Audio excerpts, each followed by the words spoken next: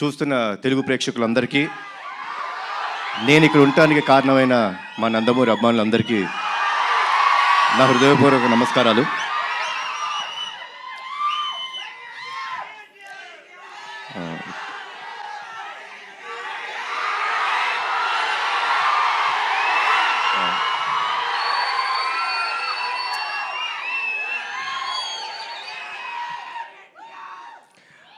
Teaser ఎలా ఉంది?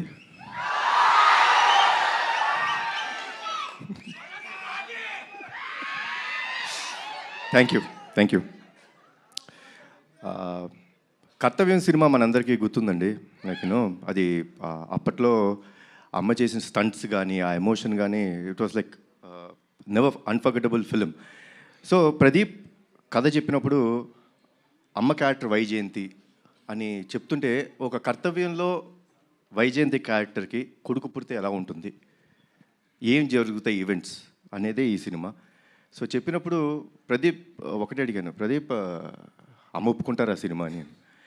Sir తెలీదు అన్నారు. ఒకటి చెప్తాను ప్రదీప్, అమ్మ కానీ ఈ సినిమా ఒప్పుకోకపోతే మనం చేయడం కరెక్ట్ కాదేమో. ఈ సినిమాకి బిగ్గెస్ట్ పిల్లర్ మా అమ్మ. ఇది నిజంగా చెప్తున్నాను, మనస్ఫూర్తిగా చెప్తున్నాను.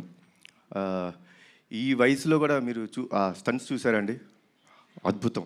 లైక్ డూప్ లేకోకుండా అంత బాగా చేశారు. సో అమ్మ థ్యాంక్స్ అలాట్ ఫర్ ఎవ్రీథింగ్. ఈ సినిమాలో పృథ్వీ గారు చాలా ఇంపార్టెంట్ క్యారెక్టర్ ప్లే చేశారు.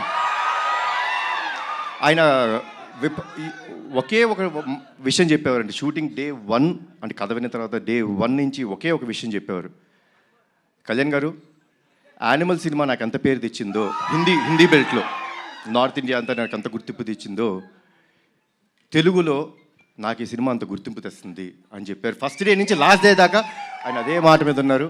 ఈ సినిమాకి డబ్బింగ్ కూడా చెప్పారు. సో కొంచెం దానికి నేను టార్చర్ పెట్టాను ఆయన్ని. మీరు తప్పితే వేరే వాళ్ళు చెప్పకూడదు, నాకు మీరే డబ్బింగ్ చెప్పాలని కొంచెం టార్చర్ పెట్టాను. But thanks a lot sir.